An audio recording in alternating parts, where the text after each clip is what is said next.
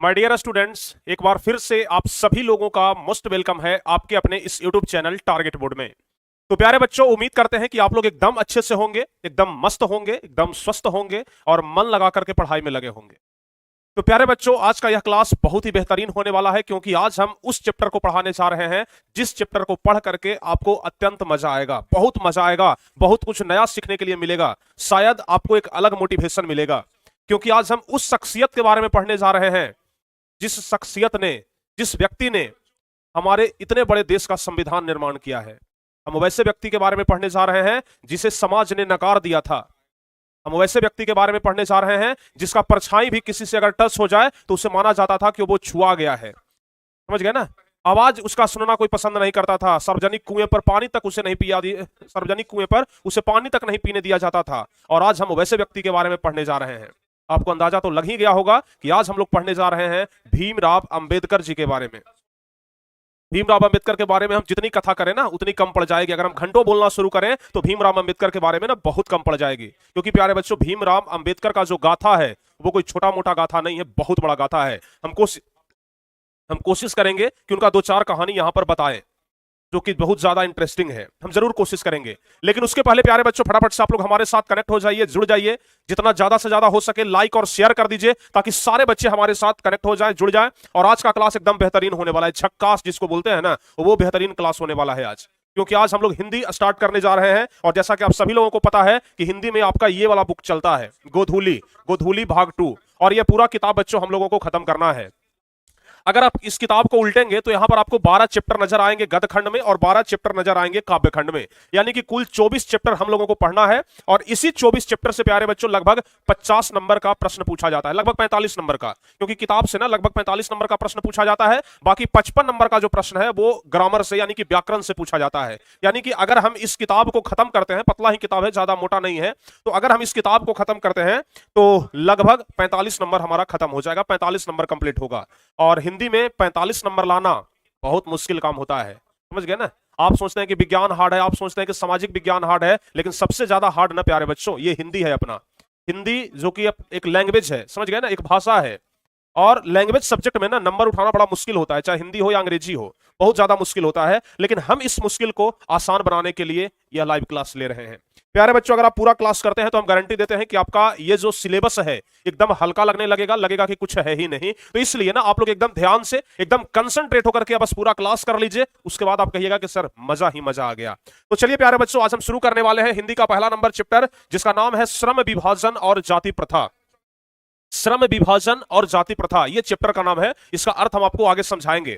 आज के इस क्लास में मुख्य रूप से हम आपको लेखक परिचय बताएंगे, क्योंकि लेखक परिचय से बहुत सारे प्रश्न पूछे जाते हैं। और पूरा सारांश बताएंगे, पूरा कहानी, पूरा सारांश हम आपको बताएंगे। बहुत ही जबरदस्त आज का क्लास होने वाला है। तो बस ध्यान से एकदम कंसंट्रेट होकर के ना आज हमारे साथ कनेक्ट हो जाइए। अम्बेडकर के बारे में हम आपको बताना शुरू करेंगे, जिन्हें संविधान का निर्माता कहा जाता है या फिर बाबा साहब भीमराव अम्बेडकर भी इन्हें कहा जाता है।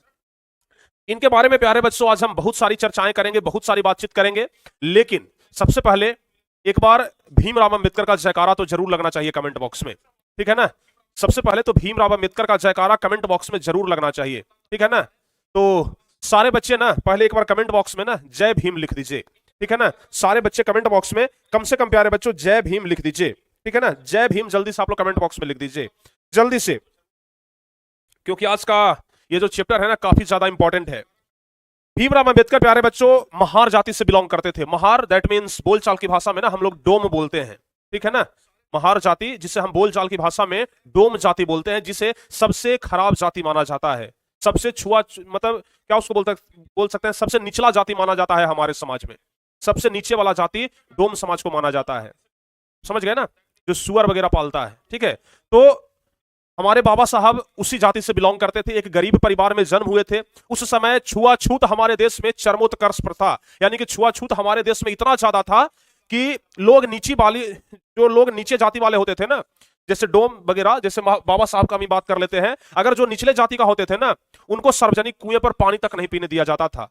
जिस बर्तन को एक बार छू दिया उसको कोई दोबारा टच नहीं कर सकता है, यहां तक छोड़ दीजिए उसकी परछाई से लोग दूर रहते थे। समझ गए? अगर किसी का परछाई पड़ जाए ना अगर निचले जाति का, तो ऐसा समझा जाता था कि हम भी अछूत हो गए। उतना तो बात हटा दीजिए ऐसा कहा जाता था कि उसका आवाज तक हमारी कानों में सुनाई नहीं पड़ना चाहिए, निचले जाति का आवाज तक हमारी कानों में सुनाई नहीं पड़ना चाहिए। इतना ज्यादा छुआछूत का भावना था। सोच करके देखिए कितना ज्यादा छुआछूत हमारे देश में चरमोत्कर्ष पर था। प्यारे बच्चों, जो सार्वजनिक स्कूल था, जो गुरुजी पढ़ाते थे, वो इसको क्लास के अंदर प्रवेश नहीं करने देते थे। क्यों जानते हैं? क्योंकि जब ही क्लास में प्रवेश करेगा तो बाकी सब बच्चा हमारे पास से भाग जाएगा। क्यों भाई? तो क्योंकि ये निचले जाति का व्यक्ति है, निचले जाति का लड़का है, ठीक है ना। लेकिन फिर भी किसी भी तरीके से इन्होंने पढ़ाई किया, समझ गए ना। जिस स्कूल में ये पढ़ने के लिए जाते थे, उस स्कूल में पढ़ाई के बदले इनसे झाड़ू लगवाया जाता था। जिस रिक्शे पर ये चढ़ करके स्कूल जाते थे ना, उस रिक्शे वाला क्या करता था पता है? खुद रिक्शा वाला पीछे बैठता था और भीमराव अंबेडकर को कहता था कि अगर तुम्हें स्कूल जाना है तो तुम रिक्शा चला करके ले चलो, हम पीछे बैठेंगे। और बाबा साहब भीमराव अंबेडकर जो है, ये रिक्शा चला करके लेकर के जाते थे, रिक्शे वाले को बैठा करके। इतना ज्यादा कष्ट किए हैं। आपको एक छोटा सा कहानी सुनाते हैं, समझ गए ना, भीमराव अंबेडकर के बारे में। बातचीत तो आज ढेर सारा होगा, लेकिन जानकारी रखना बहुत जरूरी है। भीमराव अंबेडकर जिस स्कूल में पढ़ने जाते थे ना, उस स्कूल के टीचर इनसे झाड़ू लगवाते थे। एक बार का बात है कि उस स्कूल में चेकिंग आ गया। चेकिंग आता है जैसे डीएम साहब चेकिंग में आ गए, समझ गए। एक जो उच्च पदाधिकारी थे उस स्कूल में जांच करने के लिए आ गए। जब जांच करने के लिए आ गए तो चूंकि इनको तो क्लास के अंदर घुसने देने का प्रवेश नहीं था ना, इनको कि ये तो क्लास के बाहर रहेंगे, क्योंकि ये तो झाड़ू लगाते थे, तो इनको क्लास में नहीं घुसने दिया गया। बाकी जितने सारे भी स्कूल के बच्चे थे सभी क्या कर दिए, स्कूल के अंदर ले गए, एक कमरे में ले गए। और जो जांच करने वाले पदाधिकारी आए थे, अब समझ लीजिए कि डीएम साहब आए थे। इस प्रकार से मान लीजिए डीएम साहब के सामने सारे बच्चे भाई एकदम लाइन लगा करके बैठ गए और टीचर्स भी अगल बगल में बैठ गए। डीएम साहब खड़ा हुए और बच्चों से 3-4 सवाल पूछ दिए। बोले कि बच्चों, अगर यहां पर पढ़ाई होता है, अगर यहां पर पढ़ाई होता है तो हम तुमसे 3-4 सवाल पूछते हैं, जरा जवाब बता दो। स्टूडेंट बोले कि सर पूछिए। डीएम साहब 3-4 कुछ कॉमन सवाल पूछ दिए। बच्चों, एक भी जवाब कोई भी स्टूडेंट नहीं दे पाया, समझ गए ना। एक भी जवाब कोई स्टूडेंट नहीं दे पाया। डीएम साहब हक्के बक्के रह गए। बोले कि एक ऐसा स्कूल है भाई जहां का बच्चा इतना बेसिक चीज भी नहीं जानता है। सीधे सीधे डीएम साहब आरोप लगा दिए टीचर्स के ऊपर। इसका मतलब कि टीचर्स यहां पढ़ाता ही नहीं है, इसका मतलब कि टीचर्स यहां पढ़ाता ही नहीं है, समझ गए। अब डीएम साहब बोल दिए कि जो टीचर्स है सबको यहां से निलंबित करिए, सबको हटाइए, ये टीचर कोई काम का नहीं है, ये पढ़ाता नहीं है, समझ गए। अब तो भाई टीचर्स का पसीना छूटने लग गया कि बताइए अब तो हमको सस्पेंड होना है, अब तो हमारा खेल खत्म। उसी समय ये सब घटना ना, ये बाबा साहब भीमराव अंबेडकर हाथ में झाड़ू लिए हुए, ध्यान से सुनिएगा, हाथ में झाड़ू लिए हुए बाबा साहब भीमराव अंबेडकर उस क्लासरूम के दरवाजे पर खड़ा होकर के ना सब कुछ सुन रहे थे, सब कुछ सुन रहे थे। जैसे ही डीएम साहब ये बात बोले कि टीचर्स को निलंबित करो, टीचर्स को सस्पेंड करो, टीचर्स नहीं पढ़ाता है, धड़ाक से ये बाबा साहब डीएम साहब के पास गए, बहुत जल्दीबाजी में डीएम साहब के पास गए और बोले कि डीएम साहब, हम हर एक प्रश्न का जवाब जानते हैं। डीएम साहब हक्के बक्के रह गए, तुम कौन हो भाई? तो डीएम साहब, हम झाड़ू लगाने वाले हैं। बोले कि झाड़ू लगाने वाले हो और हमारे प्रश्न का जवाब दोगे? यहां पर पढ़ने वाले बच्चे हमारे प्रश्न का जवाब नहीं दे रहे हैं, तुम हमारे प्रश्न का जवाब दोगे? बोले कि हाँ डीएम साहब, हम आपके प्रश्न का जवाब देंगे, हम चूंकि जानते हैं इस प्रश्न का जवाब। और जो 4 प्रश्न डीएम साहब किए थे ना बच्चों से, ये चारों प्रश्न का एकदम सटीक सटीक जवाब दे दिए, एकदम सही सही जवाब दे दिए। अब डीएम साहब हक्के बक्के रह गए। अब डीएम साहब माथा खजुआ रहे हैं, भाई ये लड़का झाड़ू देने वाला कैसे जानता है। डीएम साहब पूछे कि तुम इसका जवाब कैसे जानते हो? तो जानते हैं कितना चालाकी से जवाब दिए, कितना चालाकी से जवाब देकर के टीचर्स को बचा लिए। जानते हैं क्या बोले? तो डीएम साहब, जब टीचर्स जी पढ़ाते थे ना, जब मास्टर जी पढ़ाते थे ना क्लास के अंदर, तो हम गेट के बाहर झाड़ू देते थे, और जो टीचर्स पढ़ाते थे, जो मास्टर जी पढ़ाते थे ना, हम बाहर से ही झाड़ू देते देते सुन लेते थे। और सुन करके हमको याद हो गया, और याद हो गया तो आज बता दिए। डीएम साहब को भरोसा क्या हो गया पता है? डीएम साहब को लगा कि नहीं, टीचर्स पढ़ा रहा है, मास्टर पढ़ा रहा है, ये सब बच्चा नालायक है, बच्चा नहीं पढ़ रहा है। आखिर टीचर्स पढ़ा रहा है तब तो एक झाड़ू देने वाला भी उनका बात समझ गया, लेकिन ये सब बच्चा ही नालायक है। यानी अपनी बुद्धिमत्ता के कारण ये उस मास्टर जी को बचा लिए जो अभी तुरंत सस्पेंड होने वाले थे, समझ गए। ये उस मास्टर को बचा लिए जो इनको क्लासरूम में घुसने नहीं देता था, इनको बाहर रखता था, इनसे झाड़ू लगवाता था। उस मास्टर को ने ये अपनी चालाकी से बचा लिए। और डीएम साहब एकदम वाह वाह वाह वाह, खूब वाहवाही इनका होने लगा। और उसके अगले दिन से ही इनको क्लास के अंदर प्रवेश करना एकदम मतलब हट गया, पाबंदी। नहीं भाई तुम जाओ, अब क्लास के अंदर तुम जाकर के पढ़ो, ये पढ़ने वाला बच्चा है भाई, इसे झाड़ू क्यों लगवा रहे हैं, इसको क्लासरूम में बैठा के पढ़ाइए, ठीक है। तो समझिए ऐसा तबीयत वाले इंसान थे ये, समझ गए। ऐसे तबीयत वाले इंसान थे हमारे बाबा साहब भीमराव अंबेडकर। इनको हमारा पूरा देश नकार दिया, कहा कि तुम निचले जाति के हो, तुम दलित जाति के हो, और दलित जाति वाले को पढ़ने का कोई अधिकार नहीं है। हमारे देश के लोगों ने इन्हें नकार दिया, कहा कि दलित जाति को यहां पढ़ने का कोई अधिकार नहीं है, और जब दलित जाति को पढ़ने का कोई अधिकार नहीं है तो तुम समाज से बाहर हो जाओ। लोगों ने समाज से बाहर कर दिया। किसी भी तरीके से ये प्राथमिक शिक्षा, हाई स्कूल की शिक्षा अपने देश में ही लेकर के, और उच्च शिक्षा के लिए ये कैलिफोर्निया चल गए। कहां चल गए? कैलिफोर्निया या कैलिफोर्निया नहीं, ये चल गए कोलंबिया। समझ गए ना, ये कहां चल गए बच्चों, ये कहां चल गए, कोलंबिया चल गए। और कोलंबिया से इन्होंने ऊपरी स्तर की पढ़ाई की। उसके बाद ना ये पढ़ने के लिए कहां चले गए, लंदन चले गए, लंदन चले गए, ठीक है। और जब लंदन से वापस लौट करके आए, इनके पास इतना नॉलेज हो चुका था कि ये एक किताब लिख दिए अर्थशास्त्र के ऊपर। और जो किताब इन्होंने लिखा, उसी किताब पर आधारित है प्यारे बच्चों आज अपना रिजर्व बैंक, भारतीय रिजर्व बैंक जो आप देखते हैं ना, भारतीय रिजर्व बैंक जो आप देख रहे हैं, आप भारतीय रिजर्व बैंक जो आप देख रहे हैं ना, जो हर एक नोट पर लिखा रहता है रिजर्व बैंक ऑफ इंडिया, भारतीय रिजर्व बैंक, ये रिजर्व बैंक इन्हीं से प्रेरित है। इनके कारण ही आज ये रिजर्व बैंक खुला हुआ है। समझ गए ना, बाबा साहब भीमराव अंबेडकर के कारण ही आज जो आप लोग देखते हैं ना कि धारा 144 हमारे देश का संविधान ये कहता है, हमारे देश का संविधान ये कहता है। संविधान के निर्माता कौन थे, बाबा साहब डॉक्टर भीमराव अंबेडकर थे। समझ गए, बाबा साहब डॉक्टर भीमराव अंबेडकर थे वैसे व्यक्ति।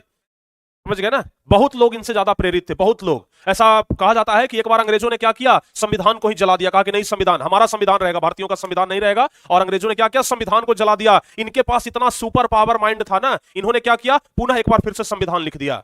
कहा कि अरे भाई तुम संविधान को बार बार जलाओगे, हम बार बार लिख देंगे, क्योंकि ये हमारे दिमाग में छपा हुआ है। समझ गए। तो बाबा साहब भीमराव अंबेडकर इस कैटेगरी के व्यक्ति थे, एक बार किसी चीज को देख लेते थे, इनको याद हो जाता था। जब प्रथम प्रधानमंत्री बने डॉक्टर कौन, पंडित जवाहरलाल नेहरू, सॉरी पंडित जवाहरलाल नेहरू जब भारत के स्वतंत्र भारत के प्रथम प्रधानमंत्री बने, जब उनका मंत्रिमंडल तय होने लगा, तो मंत्रिमंडल का एक पन्ना पर लिख करके महात्मा गांधी जी को दिखाने गए पंडित जवाहरलाल नेहरू, देखिए ये हमारा मंत्रिमंडल है। महात्मा गांधी जी पूरा एकदम चिट्ठा देखो ऊपर से नीचे तक, बोले कि इसमें भीमराव अंबेडकर का तो नाम ही नहीं है, इसमें भीमराव अंबेडकर कहां है। तो पंडित जवाहरलाल नेहरू बोले कि भीमराव अंबेडकर हमारे मंत्रिमंडल में नहीं है। तुरंत महात्मा गांधी बोले, जब भीमराव अंबेडकर तुम्हारे मंत्रिमंडल में नहीं है, तो फिर ये तुम समझ लो कि ये तुम्हारा मंत्रिमंडल नहीं है, ये एक स्वतंत्र भारत का मंत्रिमंडल है, और इसमें वैसे व्यक्तियों का जगह है जिसके पास टैलेंट है।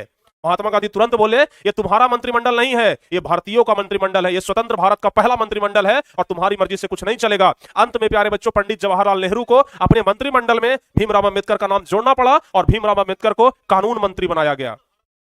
भीमराव अंबेडकर को पता है कानून मंत्री बनाया गया, कहा गया कि आप कानून मंत्री रहिए, क्योंकि संविधान तो इनके सब दिमाग में छपा हुआ था ना, संविधान इनके दिमाग में छपा हुआ था, इनको बनाया गया कानून मंत्री। ठीक है ना, समझ गए। तो इस प्रकार के व्यक्ति थे हमारे भीमराव अंबेडकर। लेकिन बेचारे का दुख भी बहुत ज्यादा हुआ है।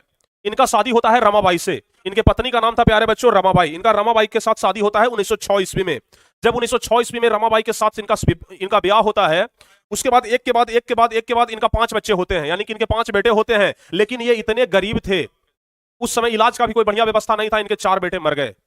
समझ गए, इनके 4 बेटे मर गए, इनके 4 बेटे का देहांत हो गया। किसी भी तरीके से एक बच्चे को बचा पाए, एक बच्चे को तो बचा लिए, लेकिन कुछ दिन के बाद इनकी पत्नी ने भी इनका साथ छोड़ दिया। यानी कि इनकी पत्नी जो रमाबाई थी, ये भी इनका साथ ज्यादा दिन तक नहीं दे सकी, उनका भी देहांत हो गया। लेकिन बेचारे ये अपने देश के लिए डटे रहे, ये अपने देश के लिए डटे रहे, दलितों के लिए काम किया, दलितों के लिए, जो निचले जाति के लोग थे ना, उस दलितों के लिए काम किया। कहा कि दलितों को हम उनका अधिकार दिला करके रहेंगे, दलितों को हम उनका अधिकार दिला करके रहेंगे। ऐसा नहीं हो सकता है कि दलितों को उनका अधिकार नहीं मिलेगा।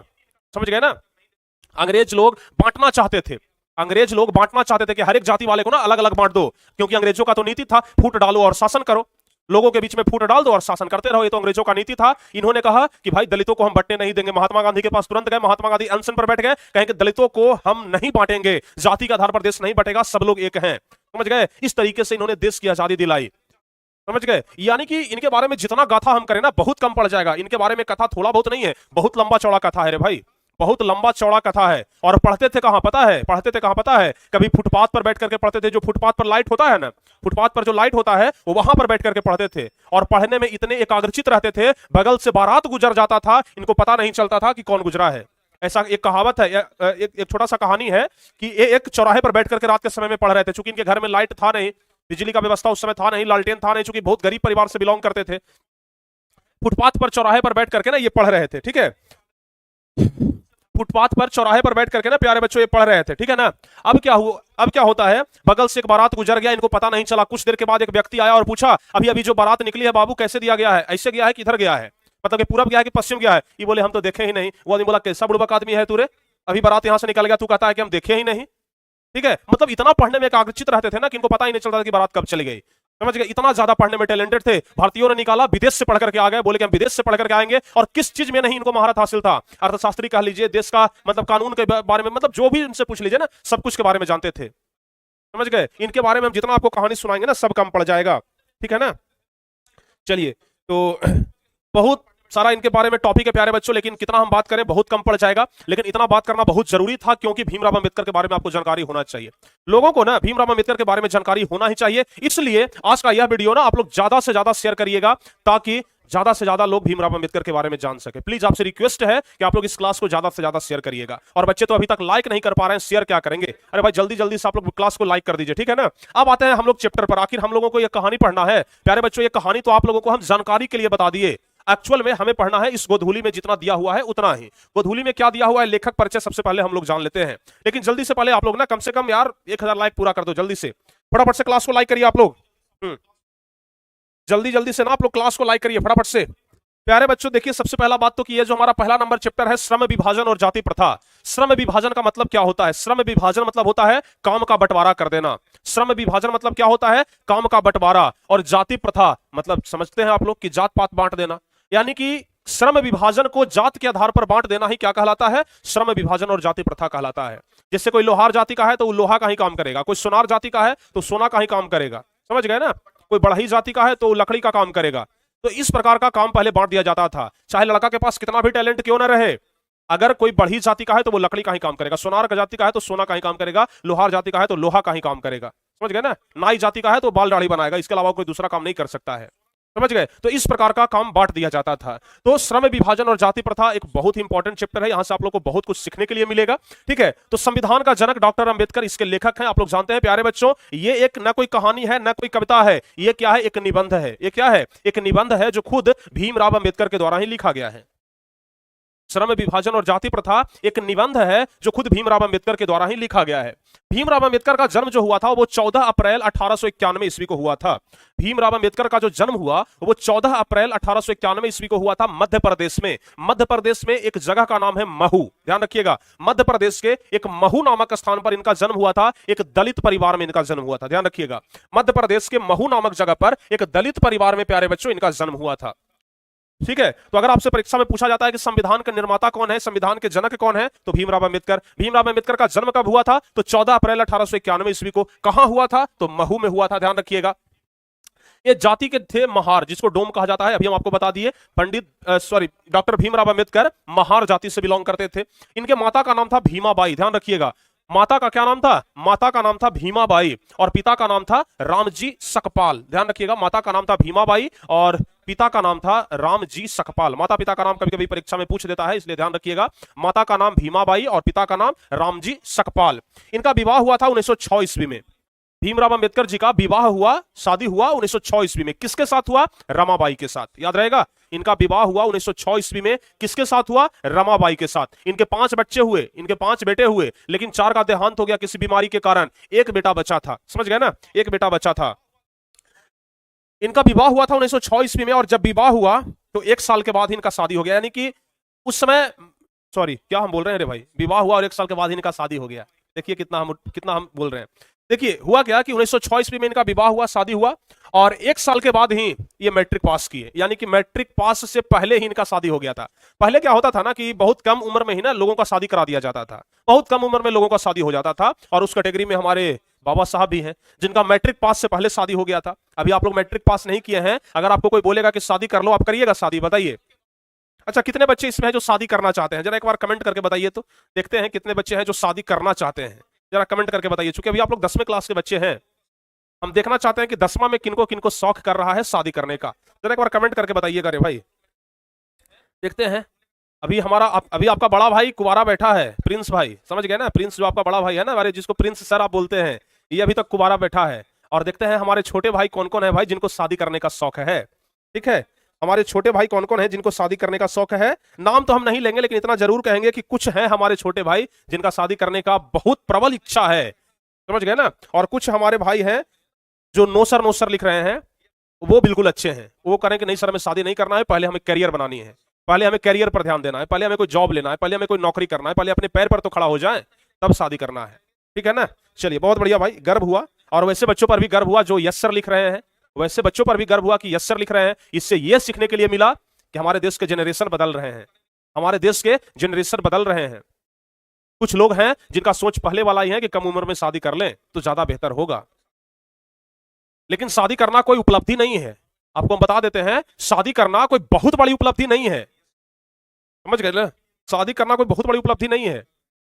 शादी बस इसलिए किया जाता है ताकि हमारा जो वंश है वो आगे बढ़ते रहे, समझ गए ना? शादी बस इसलिए किया जाता है ताकि जो हमारा वंश है वो आगे बढ़ते रहे। ऐसा नहीं कि हमारे बाद हमारा वंश ही खत्म हो जाए, इसलिए बस शादी किया जाता है। तो इसलिए शादी करना कोई बहुत बड़ी उपलब्धि नहीं है। आप जिसको इतना तवज्जो दे रहे हैं, yes sir yes sir yes sir लिख रहे हैं ना, वो प्यारे बच्चों महज एक क्या कर सकते हैं, एक समझौता कर सकते हैं, समझ गए ना? महज एक समझौता है। तो चलिए प्यारे बच्चों आगे बढ़ते हैं, शादी से हम बाहर निकलते हैं अब, ठीक है ना? तो 1906 ईस्वी में इनका विवाह हुआ था और मैट्रिक पास हुआ था 1907 ईस्वी में, यानी कि भीमराव अंबेडकर जी मैट्रिक एक साल पहले ही शादी ब्याह करके निश्चित हो गए और मैट्रिक पास किए 1907 ईस्वी में। यहां तक किसी प्रकार का कोई दिक्कत है तो बताइए, बताइए। यहां तक अगर किसी प्रकार का कोई दिक्कत है तो बता दीजिए, ठीक है ना? यहां तक अगर किसी प्रकार का कोई दिक्कत है तो भी जल्दी से आप बता दीजिए। उसके बाद प्यारे बच्चों इनके तीन प्रेरक व्यक्ति हुए, इनके तीन प्रेरक व्यक्ति हुए जिनसे इनको ना जिंदगी में सबसे ज्यादा सीखने के लिए मिला। इनके तीन प्रेरक व्यक्ति हुए जिनसे इनको जिंदगी में ना सबसे ज्यादा सीखने के लिए मिला, जिसमें एक तो गौतम बुद्ध है जिनसे सबको सीखने के लिए मिलता है। एक तो गौतम बुद्ध है, दूसरा कबीर और तीसरा ज्योतिबा राव फूले, ठीक है ना? ज्योतिबा राव फूले। ये तीन व्यक्ति ऐसे थे जिनको भीमराव अंबेडकर से बहुत कुछ सीखने के लिए मिला, जिनसे भीमराव अंबेडकर को बहुत कुछ सीखने के लिए मिला, समझ गए ना? जिनको नहीं, जिनसे भीमराव अंबेडकर को बहुत कुछ सीखने के लिए मिला। सबसे पहला भाषण इनका प्यारे बच्चों हुआ था 1936 ईस्वी में लाहौर में। सबसे पहला भाषण का जो सम्मेलन था लाहौर में 1936 ईस्वी में हुआ, यानी कि 1936 ईस्वी में लाहौर में इनका सबसे पहला भाषण था, सबसे पहला भाषण था लाहौर में इनका, समझ गए ना? उसके बाद इन्होंने कुछ और भाषण दिए जिसका आज तक खूब नाम लिया जाता है, खूब चर्चा उसका होता है, जिसमें सबसे पहला भाषण है the annihilation of caste. The annihilation of caste. देखिए ये ऐसे व्यक्ति थे ना कि जो लंदन से पढ़ करके आए थे, समझ गए ना?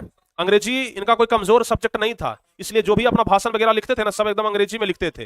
लेकिन संयोग देखिए कि श्रम विभाजन और जाति प्रथा हमें हिंदी में पढ़ना है, ठीक है? तो द एनाहिलेशन ऑफ कास्ट इनका एक भाषण है जिसका हिंदी में अनुवाद किया था ललई सिंह यादव ने। ध्यान रखिएगा, ललई सिंह यादव ने इनका हिंदी में अनुवाद किया। यानी कि ये जो द एनाहिलेशन ऑफ कास्ट नामक भाषण है ना, ये अंग्रेजी में लिखा गया भाषण है, लेकिन इसका हिंदी में अनुवाद किसने किया? ललई सिंह यादव ने। पूछा जाता है आपके परीक्षा में, मोस्ट इंपॉर्टेंट ऑब्जेक्टिव क्वेश्चन है कि द एनाहिलेशन ऑफ कास्ट का हिंदी में अनुवाद किसने किया था?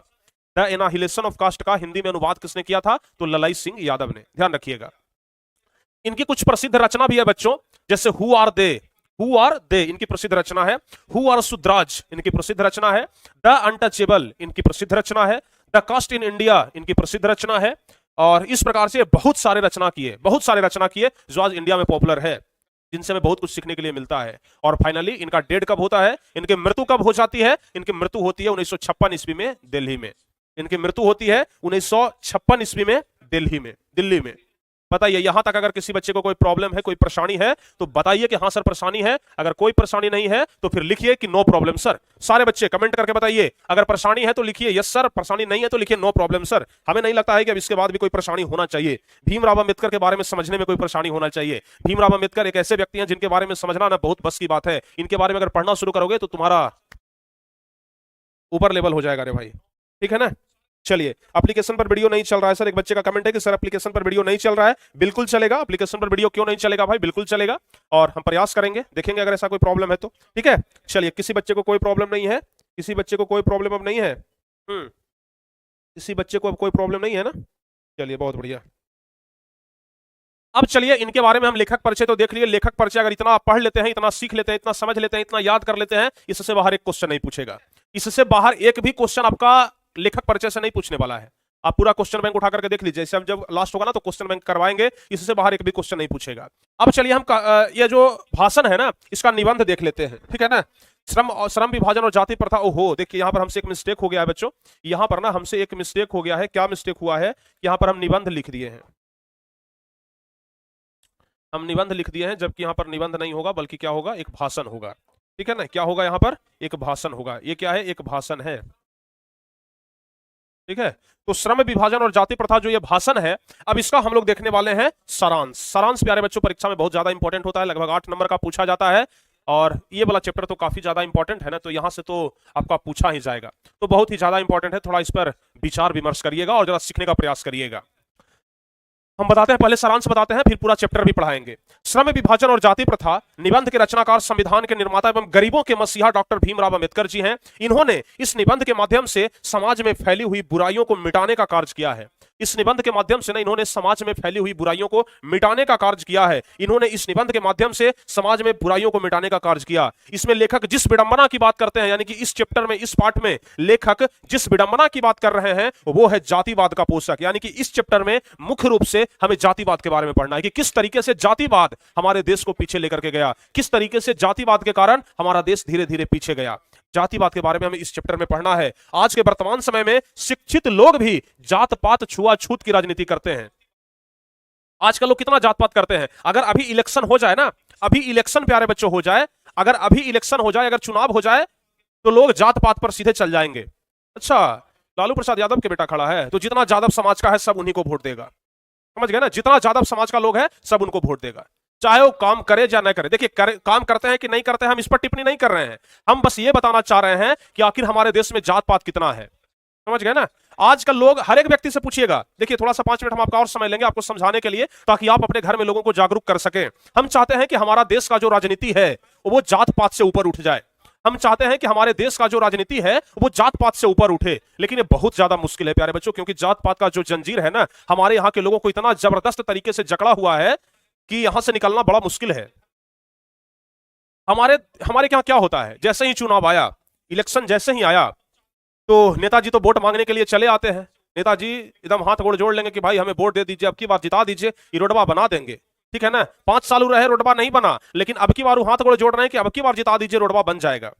ठीक है ना, लेकिन अब सच्चाई यह है कि अब की बार भी जीतेंगे तो रोडवा नहीं बनेगा। फिर अगला बार आएंगे, कहेंगे कि बस अब की बार मौका दे दीजिए, ये बार तो पासे कराते कराते 5 साल निकल गया, अब की बार मौका दीजिए तो काम लगवाइए देंगे। एकदम पहला बार पहला सिग्नेचर हमारे ही रोड पर होबे करेगा, काम बस बस, बस हमको जिता दीजिए।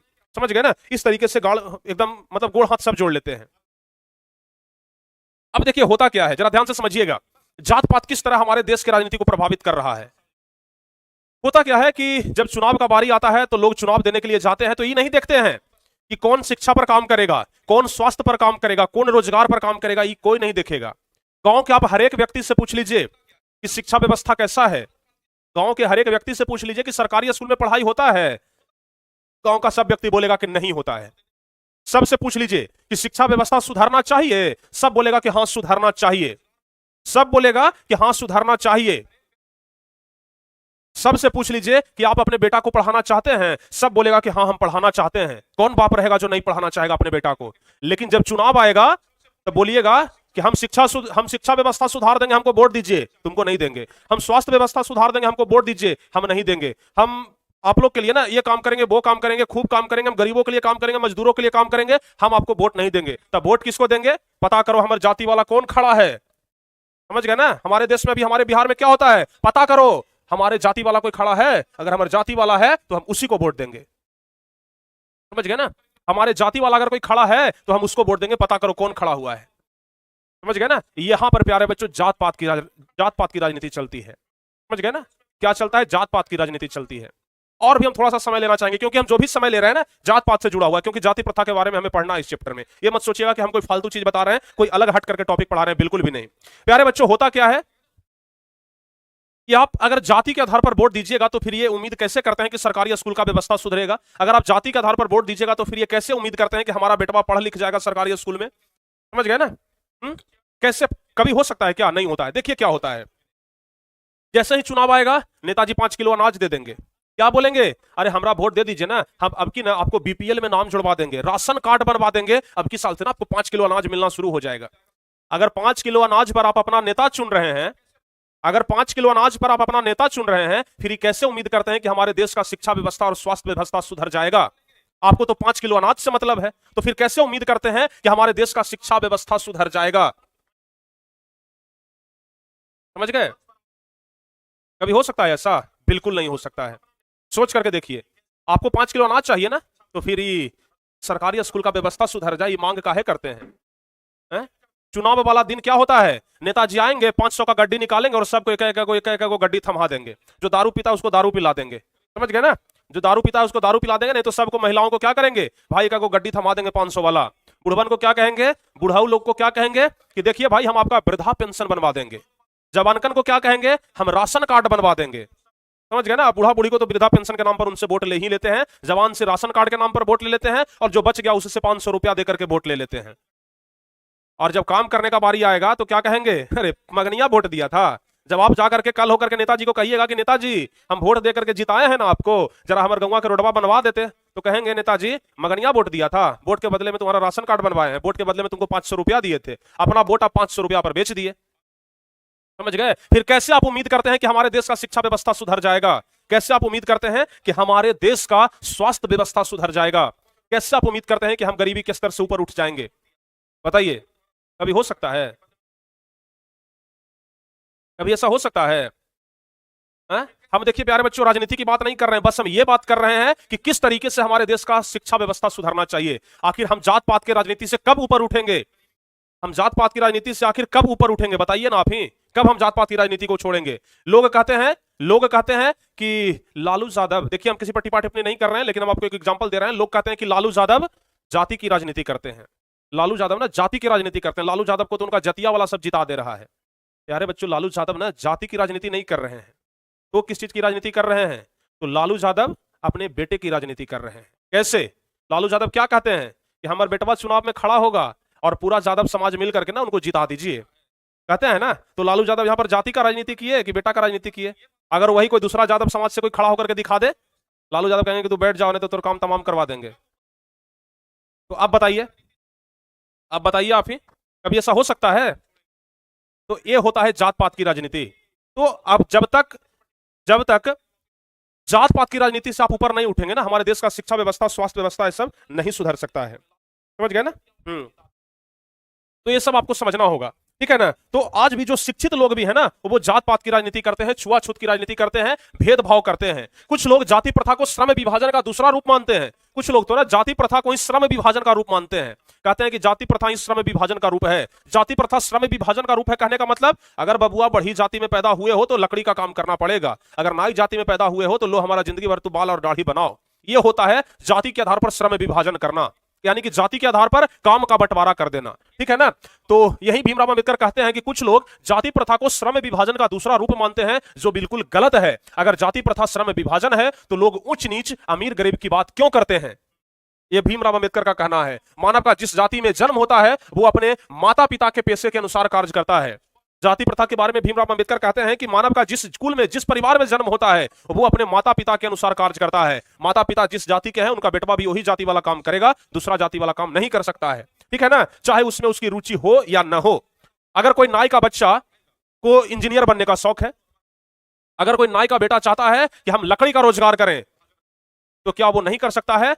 भीमराव अंबेडकर के अनुसार नहीं कर सकता था। पहले नहीं कर सकता था क्योंकि पहले जाति प्रथा था। अगर नाई परिवार में जन्म लिए हो बेटा तो नाई परिवार ही बनकर के रहो, बाल दाढ़ी वाला काम करो, बाल काटो लोगों का, समझ गए ना, ये बढ़ी वाला काम मत करो, समझ गए। ये सब होता था पहले, समझ गए ना। मतलब कि जिस जाति में जन्म लिए हो ना उसी जाति वाला काम करो, दूसरा जाति वाला तुमको काम करने का जरूरत नहीं है। चाहे तुम्हारे पास टैलेंट है भी तो उसको टैलेंट को दबा करके रखो, उस टैलेंट का कोई कदर नहीं होगा, वह हमेशा के लिए उसी पेशे में बंध जाता है जिस जाति में उसका जन्म होता है, ठीक है ना। जाति प्रथा एक सामाजिक बुराई है, इसमें व्यक्ति मनपसंद कार्य करना चाहता है। भीमराव अंबेडकर कहते हैं कि जाति प्रथा एक सामाजिक बुराई है, लोग अपना मनपसंद काम करना चाहते हैं लेकिन जाति प्रथा के जंजीर से बंधे हुए हैं, लेकिन नहीं कर पाते हैं। वस्तुतः यह साबित होता है कि जाति प्रथा श्रम विभाजन का रूप नहीं है। जाति प्रथा जन्म पर आधारित है, जाति प्रथा जन्म पर आधारित है। जिस जाति में जन्म लिए हो उसी जाति के होकर के रह जाओगे, उसी जाति वाले काम को करोगे, उसके अलावा कोई दूसरा काम करने का अलाव ही तुमको नहीं है। यानी कि जाति प्रथा जन्म पर आधारित है, जबकि श्रम विभाजन रुचि पर आधारित है। श्रम विभाजन रुचि पर आधारित है, अतः श्रम विभाजन योग्यता एवं कार्य कुशलता के अनुसार होनी चाहिए। भीमराव अंबेडकर कहते हैं कि जो काम का बंटवारा है, जो श्रम विभाजन है, वो टैलेंट पर होना चाहिए, योग्यता के अनुसार होना चाहिए, समझ गए ना, योग्यता के अनुसार होना चाहिए। जैसे मान लिया जाए कि हम आपको पढ़ा रहे हैं, ये हमें टैलेंट है कि हम आपको पढ़ा रहे हैं, लेकिन अगर बाय द वे मान लिया जाए कि हम किसी दूसरी जाति में जन्म लेते तो हमें उस जाति वाला काम करना पड़ता, समझ गए ना, उसी जाति वाला काम करना पड़ता हमें, समझ गए। तो ये होता था पहले, लेकिन भीमराव अंबेडकर का कहना है कि बिल्कुल भी नहीं, ऐसा नहीं होना चाहिए। ऐसा नहीं होना चाहिए कि जाति के आधार पर काम का बंटवारा हो जाए, योग्यता के अनुसार काम का बंटवारा होना चाहिए। जिसमें योग्यता है उस अनुसार से काम का बंटवारा हो तो वो ज्यादा बेहतर होगा। इस चैप्टर में ना हमें मुख्य रूप से यही पढ़ना है, इस चैप्टर में हमें मुख्य रूप से प्यारे बच्चों यही पढ़ना है, ठीक है। अब चलिए यहां से पूरा कभी हम देखिए, यहां पर तो सारांश बता दिए, आप लोग समझ भी गए होंगे, अच्छे तरीके से समझ गए होंगे कि सारांश क्या कह रहा है। समझ गए ना? इस चैप्टर में हमें क्या पढ़ना है आप लोग समझ गए होंगे। अब हम पूरा बात कर लेते हैं, समझ गए? अब हम पूरा चैप्टर का बात करते हैं, समझ गए ना? जो पूरा जो भाषण है ना उसको हम एक बार पढ़ते हैं और आपको सुनाते हैं और समझाते हैं। ध्यान से सुनिएगा। यह विडंबना की ही बात है कि इस युग में भी जातिवाद के पोषक की कमी नहीं है। भीमराव अंबेडकर कहते हैं कि यह विडंबना की बात है, ये एक विडंबना की बात है कि आज भी जातिवाद के पोषक की कमी नहीं है। इसके पोषक कई आधारों पर इसका समर्थन करते हैं। समर्थन का एक आधार यह कहा जाता है कि आधुनिक सभ्य समाज कार्य कुशलता के लिए श्रम विभाजन को आवश्यक मानता है। यानी भीमराव अंबेडकर कहते हैं कि आज जो आधुनिक समाज है वो कार्य कुशलता के लिए जाति प्रथा को आवश्यक मानता है। समझ गए ना? अच्छा, ये काम करवाना है तो फलना जाति वाला लड़का को उठा लो, वही जाति वाला नहीं काम करेगा। इस प्रकार का बात होता था। चूंकि जाति प्रथा ही श्रम विभाजन का दूसरा रूप है, इसलिए इसमें कोई बुराई नहीं है। इस तर्क के संबंध में पहली बात तो यही आपत्तिजनक है कि जाति प्रथा श्रम विभाजन के साथ साथ श्रमिक विभाजन का भी रूप लिए हुए है। यानी कि जाति प्रथा काम का बंटवारा तो कर ही दिया है, प्लस में मजदूर का भी बंटवारा कर दिया है। समझ गए ना? क्यों? पता है, अगर कोई लकड़ी वाला काम कर रहा है तो उससे पूछने की आवश्यकता नहीं है भाई कि तुम कौन जाति के हो। अगर कोई बाल काट रहा है तो उससे पूछने की आवश्यकता नहीं है कि तुम कौन जाति के हो। काम देख करके पता चल जाता है कि तुम कौन जाति के हो। समझ गए ना? तो इसलिए भीमराव अंबेडकर कहते हैं, क्या कहते हैं कि आज लोग श्रम विभाजन नहीं कर रहे हैं बल्कि श्रमिक विभाजन भी कर रहे हैं, यानी कि मजदूरों का भी विभाजन कर रहे हैं। ठीक है, श्रम विभाजन निश्चय ही सभ्य समाज की आवश्यकता है, परंतु किसी भी सभ्य समाज में श्रम विभाजन की व्यवस्था श्रमिकों के विभिन्न वर्गों में अस्वाभाविक विभाजन नहीं करती है। भारत की जाति प्रथा की एक और विशेषता यह है कि यह श्रमिकों का अस्वाभाविक विभाजन ही नहीं करती बल्कि विभाजित वर्गों को एक दूसरे की अपेक्षा उच्च नीच भी करार देती है। यानी कि भीमराव अंबेडकर कहते हैं कि जाति प्रथा सिर्फ काम का ही बंटवारा नहीं करती है बल्कि जाति प्रथा ऊंच नीच का भेदभाव करवाती है। ये ऊंची जाति वाला, ये नीची जाति वाला, इस प्रकार का भी बंटवारा जाति प्रथा के कारण हो जाता है, जो कि विश्व के किसी भी समाज में नहीं पाया जाता है। भारत के अलावा ना विश्व के किसी भी समाज में जाति प्रथा नहीं पाया जाता है। जाति के आधार पर वोट अमेरिका में नहीं पड़ता है, जाति के आधार पर वोट भारत में पड़ता है। और नेता लोग ना इसको सबसे बड़ा हथियार मानते हैं, जाति के आधार पर वोट। आजकल तो और जानते हैं क्या हो रहा है? सरकार चाहती थी कि जाति आधारित जनगणना हो। सरकार चाहती थी कि जाति आधारित जनगणना हो, कि समाज में कौन जाति के कितना लोग रह रहा है ना, इसका जनगणना सरकार करवा रहा था। अभी हाईकोर्ट इस पर स्टे लगा दिया है, हाईकोर्ट रोकवा दिया है कि नहीं ऐसा नहीं होना चाहिए, अभी रुक जाइए। समझ गए ना? नहीं तो सरकार जाति आधारित जनगणना के समाज में कौन जाति के लोग ज्यादा है, कौन जाति के लोग कम है, उसको चिन्हित कर लीजिए। जब सरकार को बात पता चल जाएगा कि कौन जाति का लोग ज्यादा है, कौन जाति का लोग कम है, तो इससे नुकसान क्या होगा? नुकसान यह होगा कि जिस जाति का लोग ज्यादा रहेगा सरकार ज्यादा काम उसी के लिए करेगी। क्यों भाई? क्योंकि उस जाति वाले के लिए हम ज्यादा काम करेंगे तो उस जाति वाला पूरा वोट हमारा मिल जाएगा। समझ गए ना? इसलिए हो रहा था जाति आधारित जनगणना। समझ गए? अब देखिए, अब जरा आगे समझिएगा आप लोग। अब जरा समझिएगा आप लोग, जाति प्रथा को यदि श्रम विभाजन मान लिया जाए तो यह स्वाभाविक विभाजन नहीं है, क्योंकि यह मनुष्य की रुचि पर आधारित नहीं है। यहां पर भीमराव अंबेडकर जी कहते हैं कि जाति प्रथा का तो बंटवारा हो जाता है लेकिन यह मनुष्य की रुचि पर आधारित नहीं है। ठीक है ना? जाति प्रथा का बंटवारा तो हो जाता है लेकिन क्या है, यह मनुष्य की रुचि पर आधारित नहीं है। यानी कि हमारा मन है कुछ और करने का लेकिन हमसे करवाया जा रहा है कुछ और। कुशल व्यक्ति या सक्षम श्रमिक समाज का निर्माण करने के लिए यह आवश्यक है कि हम व्यक्तियों की क्षमता इस सीमा तक विकसित करें जिससे वह अपने पेशा या कार्य का चुनाव स्वयं कर सके। इस सिद्धांत के विपरीत जाति प्रथा का दूसरी सिद्धांत यह है कि इससे मनुष्य के प्रशिक्षण अथवा उसकी निजी क्षमता का विचार किए बिना दूसरे ही दृष्टिकोण जैसे माता पिता के सामाजिक स्तर के अनुसार पहले से ही अर्थात गर्भधारण के समय ही मनुष्य का पेशा निर्धारित कर दिया जाता है। भीमराव अंबेडकर जी कह रहे हैं कि जन्म लेने के बाद का तो छोड़ दीजिए, जिस समय बच्चा गर्भ में रहता है, पेट में रहता है, पेट से बाहर भी नहीं निकलता है, उसी समय यह तय कर दिया जाता है कि यह बच्चा क्या काम करेगा। समझ गए ना? जिस बच्चे का अभी तक जन्म नहीं हुआ है उस बच्चे के लिए काम उसके जन्म के पहले निर्धारित कर दिया जाता है, ये बच्चा क्या काम करेगा। समझ गए ना? जैसे मान लिया जाए कि कोई नाई परिवार का बेटा जन्म लेने वाला है तो जन्म लेने के पहले ये फिक्स हो जाता है कि नाई का बेटा है ना, अरे ये तो बड़ा होकर के नाई वाला काम न करेगा, ये पहले हो जाता है। समझ गए ना? तो जाति प्रथा से प्यारे बच्चों बाहर निकलना होगा, जाति प्रथा से बाहर निकलना होगा सारे लोगों को। ऐसा नहीं है कि हम किसी एक कैटेगरी वाले को बोल रहे हैं, हर एक जाति वाले को जाति प्रथा से बाहर निकल करके एक ऐसे नेता का चुनाव करना होगा जो कि शिक्षा व्यवस्था में सुधार कर सके, स्वास्थ्य व्यवस्था में सुधार कर सके। सबसे बड़ी बात, जो जात पात की राजनीति करता है, जो धर्म की राजनीति करता है, उसको वोट मत दीजिए। समझ गए ना? जो जात पात की राजनीति करता है और कहता है हम आपकी जाति के हैं, हमको वोट दे दीजिए, ये बच्चों बिल्कुल गलत है। आप लोग पढ़े लिखे इंसान है ना, अगर आप भी पढ़े लिखे होकर के वही काम करेंगे जो आज से 100 साल 200 साल पहले हो रहा था, तो फिर आप में और 200 साल पहले वाला में क्या फर्क रह जाएगा बताइए? आप में और 200 साल पहले वाला में कोई फर्क रहेगा? बिल्कुल नहीं रह जाएगा। तो आपको कम से कम शिक्षित बनना है, और आप जब शिक्षित बनेंगे तो हो सकता है कि आप अपने पूरे परिवार को शिक्षित बना दें। यह बात आपको ध्यान रखना है। जाति प्रथा पेशे का दोषपूर्ण पूर्व निर्धारण ही नहीं करती बल्कि मनुष्य को जीवन भर के लिए एक पेशे में बांध भी देती है, भले ही पेशा अनुपयुक्त या अपर्याप्त होने के कारण वो भूखे मर जाए। आधुनिक युग में यह स्थिति प्राय आती है क्योंकि उद्योग धंधे की प्रक्रिया वो तकनीक में निरंतर विकास और कभी कभी अकस्मात परिवर्तन हो जाता है, जिसके कारण मनुष्य को अपना पेशा बदलने की आवश्यकता पड़ सकती है। यदि प्रतिकूल परिस्थितियों में भी मनुष्य को अपना पेशा बदलने की स्वतंत्रता न हो तो इसके लिए भूखे मरने के अलावा और क्या चारा रह जाता है। भीमराव अंबेडकर कहते हैं कि कभी कभी ऐसा विपरीत समय आ जाता है कि हमें अपना काम बदलना पड़ता है, कभी कभी ऐसा समय आ जाता है कि हमें भूखे मरने तक की नौबत आ जाती है, लेकिन जाति प्रथा के कारण कोई लोग दूसरा काम नहीं कर पाते हैं अपने जाति वाले काम को छोड़ करके, और वहां पर लोगों के पास मरने के अलावा और कोई दूसरा रास्ता नहीं बच जाता है। समझ गए? ये कह रहे हैं डॉक्टर भीमराव अंबेडकर। हिंदू धर्म की जाति प्रथा किसी भी व्यक्ति को ऐसा पेशा चुनने की अनुमति नहीं देती है जो उसका पैतृक पेशा न हो। भीमराव अंबेडकर कह रहे हैं कि हिंदू धर्म में जात पात इतना जकड़ा हुआ है कि उस जाति को कोई दूसरा पेशा चुनने की अनुमति ही नहीं है। अगर कोई एक संबंधित जाति का है तो उस जाति वाले को ना कोई दूसरा पेशा चुनने का मतलब अनुमति ही नहीं है जो उसका पैतृक पेशा ना हो, भले ही वह उसमें पारंगत हो। जैसे मान लिया जाए कि हम बाल काटने में पारंगत हैं, ठीक है ना, हम बाल काटने में मान लिया जाए कि पारंगत हैं, लेकिन हम नाई नहीं हैं। हम एक एग्जांपल दे रहे हैं, जैसे मान लिया जाए कि हम बाल काटने में पारंगत हैं लेकिन हम नाई नहीं हैं, तो क्या हमें कोई बाल काटने देगा? कहेगा कि तुम भले बाल काटने में पारंगत हो लेकिन नाई नहीं है, तुम बाल नहीं काटेगा। अरे भाई, वो हमारा कला है, वो हमारा टैलेंट है, हम उसमें योग्य हैं, फिर हमें क्यों नहीं करने दिया जा रहा है? हम भूखे मर रहे हैं, हमारे पास कुछ खाने को नहीं है, कम से कम हम बाल काट के तो खाएंगे, लेकिन समाज कहता है कि नहीं, तुम नाई नहीं हो, तुम वो काम नहीं कर सकते हो। ये होता है जाति प्रथा। समझ गए ना? ये होता है प्यारे बच्चों जाति प्रथा। इस प्रकार हम देखते हैं कि श्रम विभाजन की दृष्टि से भी जाति प्रथा गंभीर दोषों से युक्त है। जाति प्रथा का श्रम विभाजन मनुष्य की सुरक्षा पर निर्भर नहीं रहता है। मनुष्य की व्यक्तिगत भावना तथा व्यक्तिगत रुचि का इसमें कोई स्थान अथवा महत्व नहीं रहता है। इस आधार पर हमें यह स्वीकार करना पड़ेगा कि आज के उद्योगों में गरीबी और उत्पीड़न इतनी बड़ी समस्या नहीं है जितनी यह कि बहुत से लोग निर्धारित कार्य को अरुचि के साथ केवल कर रहे हैं। यानी भीमराव अंबेडकर कह रहे हैं कि आज समाज में गरीबी और उत्पीड़न उतनी बड़ी समस्या नहीं है, और उससे भी बड़ी समस्या है जाति प्रथा। समझ गए ना? जाति प्रथा के कारण ही लोग गरीब हो रहे हैं, जाति प्रथा के कारण ही लोगों को प्रताड़ित किया जा रहा है, तो यह सबसे बड़ी समस्या है। समझ गए? ऐसी स्थिति स्वभावतः मनुष्य को दुर्भावना से ग्रस्त रह करके टालू काम करने और कम करने के लिए प्रेरित करती है। ऐसी स्थिति में जहां काम करने वालों का न दिल लगता हो न दिमाग लगता हो, कोई कुशलता जैसे प्राप्त कर सकती है। अतः यह निर्विवाद रूप से सिद्ध हो जाता है कि आर्थिक पहलू से भी जाति प्रथा हानिकारक प्रथा है, क्योंकि यह मनुष्य की स्वाभाविक प्रेरणा रुचियों वो आत्मशक्ति को दबा करके उन्हें अस्वाभाविक नियमों में जकड़ करके निष्क्रिय बना देता है। यानी भीमराव अंबेडकर कह रहे हैं कि जाति प्रथा एक ऐसा दोष है, जाति प्रथा एक ऐसा रोग है जो कि आदमी को जकड़ लेता है और उस आदमी को निष्क्रिय बना देता है। टैलेंट रहते भर में भी काम न करने वाला निष्क्रिय व्यक्ति बना देता है। अब मैं समस्या के रचनात्मक पहलू को लेता हूं। मेरे द्वारा जाति प्रथा की आलोचना सुनकर के आप लोग मुझसे यह प्रश्न पूछना चाहेंगे कि यदि मैं जातियों के विरुद्ध हूं तो फिर मेरी दृष्टि में मेरा आदर्श समाज क्या है? भीमराव अंबेडकर कहते हैं कि जब हम जाति पाति की बात करेंगे, जब हम जाति प्रथा की बात करेंगे, तो हमें पता है कि यह समाज हमसे प्रश्न पूछेगा, यह समाज हमारे विरुद्ध खड़ा हो जाएगा।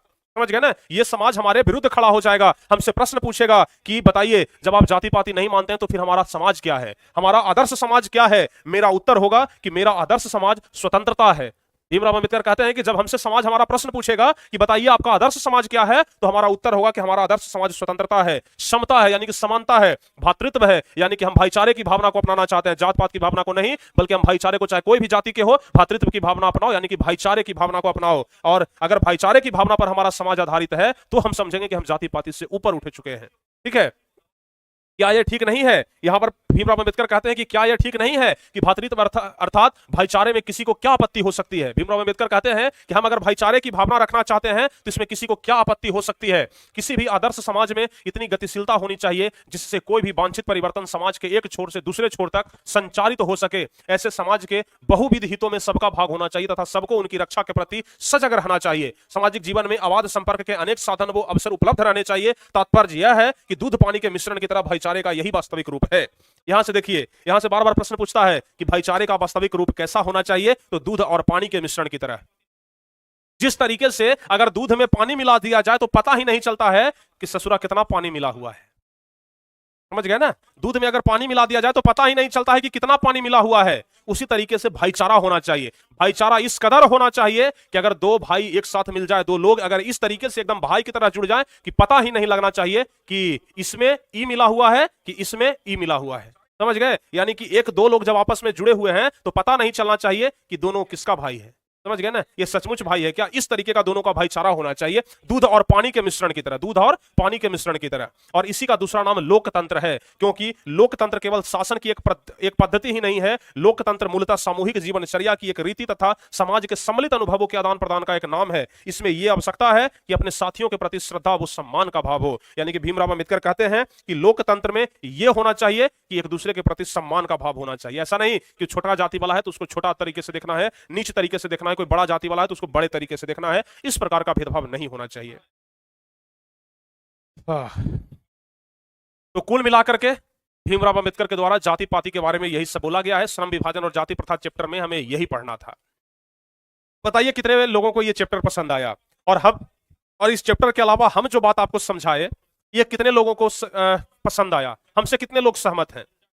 अगर सहमत हैं तो लिखिए कि हाँ सर हम आपसे सहमत हैं, ठीक है ना। अरबाज आपका कमेंट हम पढ़ रहे हैं बाबू। अब हम उर्दू पढ़ाते ही नहीं है तो उर्दू हम कैसे पढ़ाएं बताइए? अगर भविष्य में टीचर्स मिलते हैं तो हम जरूर उर्दू पढ़ाएंगे, ठीक है ना। चलिए, एक बच्चे का कमेंट है कि सर आप इतना अच्छा से समझा रहे हैं और यहाँ कुछ बच्चे जाति पाति कर रहे हैं, आपके समझाने का कोई फायदा नहीं, ये सब बच्चे पढ़े लिख करके गंवार हैं, हम हिंदुस्तानी हैं। देखिए ऐसा है कि अगर हमारे समझाने से अगर कम से कम 50% बच्चों पर भी असर पड़ता है तो हम समझेंगे कि हमारा समझाना सार्थक हुआ। हम चाहे लाख समझा लें, लेकिन जिनको बचपन से समझाया गया है कि अरे बाबू तुम इस जाति को हो, तुम इसी जाति का होकर के रहना, तुम इस जाति को हो, तुम इसी जाति वाले को वोट देना, वो हमारा क्या इस 1 घंटे के वीडियो से समझ जाएंगे? जिनको जिंदगी भर समझाया गया है वो क्या 1 घंटे में बदल जाएंगे? बिल्कुल नहीं बदलेंगे, जब तक कि उनको एक बहुत बड़ा ठोकर ना लगे, जब तक कि उनको बहुत बड़ा ठेस ना लगे। समझ गए ना। कहा जाता है कि लोगों का नेचर और सिग्नेचर नहीं बदलता है, लेकिन जब दिल पर चोट लगे तो नेचर बदल जाता है, जब अंगुली पर चोट लगे तो सिग्नेचर बदल जाता है।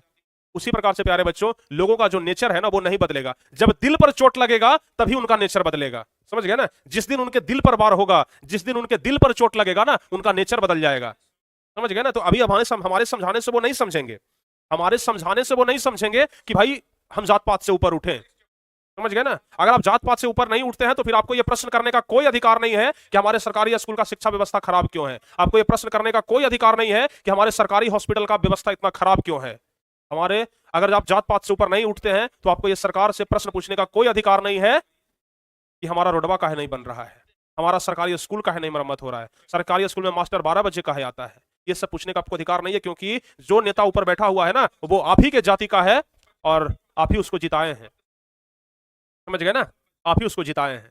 तो ये सब प्यारे बच्चों आपको देखना होगा, समझना होगा। समझ गए ना। हाँ, सोच समझ करके, चूंकि अभी आप लोग 14 साल के हैं, 15 साल के हैं, 3-4 साल के बाद आपको भी वोट देने का अधिकार मिलेगा। 3-4 साल के बाद ना आपको भी वोट देने की आजादी होगी, और उस समय अगर आप जाति पाति के आधार पर वोट देते हैं तो फिर यही कहा जाएगा कि 21वीं शताब्दी में पहुंचने के बाद भी आप लोग अत्याधुनिक युग के, आधुनिक युग के बच्चे होने के बाद भी आप लोग जाति पाति देख रहे हैं। समझ गए ना। यानी कि आज के बच्चे भी अगर जाति पाति देखेंगे तो फिर कब के लोग सुधरेंगे रे भाई, कब के लोग सुधरेंगे? फिर तो यही होगा कि आजादी के पहले और आजादी के बाद वाले बच्चों में तो कोई फर्क ही नहीं है, 21वीं शताब्दी और 20वीं शताब्दी वाले बच्चों में कोई फर्क ही नहीं है। तो ये सब चीज प्यारे बच्चों आप लोग को देखना होगा, ठीक है ना।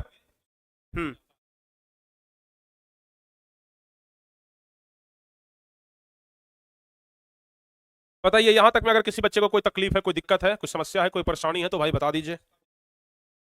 हाँ, समझ गए ना। तो इसलिए प्यारे बच्चों जाति पाति से ऊपर उठिए, कोई जाति नहीं। हम अपने आप को कहते हैं कि हम देखते हैं कि बहुत सारे बच्चे ना कमेंट में हमसे पूछते रहते हैं कि सर आप किस जाति के हैं, लेकिन आज तक हम कभी किसी को जवाब नहीं दिए कि हम किस जाति के हैं।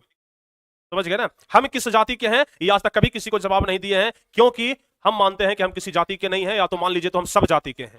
समझ गए ना। हम कभी जात पात किए ही नहीं। हम समाज में रहने वाले किसी भी लोग के साथ खाना पीना उसके साथ में एक थाली में खाते हैं, ये नहीं पूछते हैं कि तुम किस जाति के हो भाई, ठीक है ना। आज तक हमारा कभी ये सिद्धांत नहीं रहा है कि हम जाति पूछ करके उसके साथ खाना खाएं, हम जाति पूछ करके उसके साथ दोस्ती करें, बिल्कुल भी ऐसा नहीं होता है, ठीक है ना। हमारे सिद्धांत में तो ऐसा बिल्कुल भी नहीं है, हमारे हमारे नजर में जाति प्रथा है ही नहीं, ठीक है। तो ये बात आपको समझना होगा।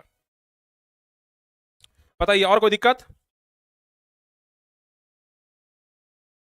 जाति प्रथा एक भाषण था कि निबंध था जी, हम ध्यान नहीं दिए। निबंध था ना, हम सही लिखे थे शायद। जाति प्रथा एक निबंध है प्यारे बच्चों, ठीक है ना। हम शायद यहाँ पर सही लिखे थे। जाति प्रथा क्या है? एक निबंध ही है। जाति प्रथा एक निबंध ही है, ध्यान रखिएगा। हाँ, ठीक है ना, ध्यान रखिएगा। जाति प्रथा एक निबंध है, हम शुरू में भाषण शायद बता दिए थे। तो प्यारे बच्चों बताइए, यहां तक में किसी प्रकार का कोई प्रॉब्लम है आपको? यहां तक में किसी प्रकार का कोई प्रॉब्लम है आपको तो बता दीजिए फटाफट से। हमें तो नहीं लगता है कि अब कोई प्रॉब्लम होना चाहिए। हमें तो नहीं लगता है कि अब कोई प्रॉब्लम होना चाहिए। बता दीजिए, कोई प्रॉब्लम नहीं है ना? और आज के बाद आप लोग जात पात नहीं ना करेंगे? आज के बाद आप लोग जाति के आधार पर वोट नहीं ना देंगे? अपने मम्मी पापा को समझाएंगे ना कि जाति के आधार पर वोट ना दे, काम के आधार पर वोट दें। जो नेता काम कर रहा है उसको वोट देंगे। ऐसा नहीं कि अच्छा विधायक में वो खड़ा हुए हैं, वो हमारी जाति के नहीं, हम नहीं देंगे। वो हमारी जाति के हैं, हम उनको देंगे। जाति के आधार पर कभी वोट नहीं देना है। प्यारे बच्चों, आप लोग 21वीं शताब्दी में हैं, समझ गए ना? 21वीं शताब्दी में जी रहे हैं और आप लोग के अंदर टैलेंट है, आप लोग पढ़े लिखे इंसान हैं। जाति के आधार पर तो वोट वो देते हैं जो अनपढ़ होते हैं, समझ गए ना? तो अगर आप चाहते हैं कि हमारे राज्य का, हमारे देश का शिक्षा व्यवस्था सुधरे, स्वास्थ्य व्यवस्था सुधरे, हमारा देश तरक्की करे, तो आपको उठना होगा, जात पात के ऊपर उठना होगा। ठीक है ना? ठीक है, चलिए। तो एक बार कमेंट करके बता दीजिए कि आज का ये क्लास आपको कैसा लगा। कमेंट करके बताइए, क्योंकि आज ना एकदम मन से हम पढ़ाए हैं। जो कुछ भी बोले हैं ना एकदम खुल करके बोले हैं। मतलब हम अपने दिल के अंदर ना एक बात दबा करके नहीं रखे, सब बात बोल दिए जो हमें बोलना चाहिए था। ठीक है, तो बताइए आज का ये क्लास बच्चों आपको कैसा लगा? फटाफट से बता दीजिए, आज का ये क्लास आपको कैसा लगा? आप लोग कमेंट करके बताइए। हमें तो अंदर से एकदम भरोसा हो रहा है, एकदम यहां से भरोसा हो रहा है कि आज का क्लास आपको सुपर हिट लगा होगा, बेहतरीन लगा होगा, बहुत अच्छा लगा होगा, मस्त लगा हो गया। आपके दिल के अंदर आग लग गया होगा, धधक रहा होगा आग। अरे सर, आज तो हमारा आंख खोल दिए, आज तो आप वो चीज बता दिए जो हम नहीं जाने थे। तो आज प्यारे बच्चों आप लोग को बहुत अच्छा लग रहा होगा। ठीक है ना? ठीक है, तो बताइए, आज का क्लास बहुत अच्छा लगा ना? कल प्यारे बच्चों इस चैप्टर का नाम क्वेश्चन आंसर करवा देंगे।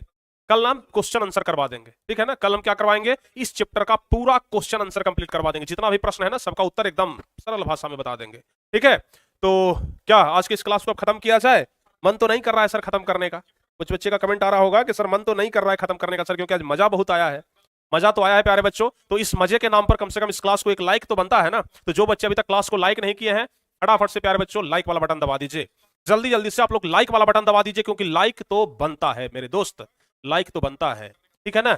चलिए प्यारे बच्चों, उम्मीद करते हैं कि ये क्लास आपको बहुत ही बेहतरीन लगा होगा। इसी तरीके से आगे का भी क्लास आपको बेहतरीन लगेगा।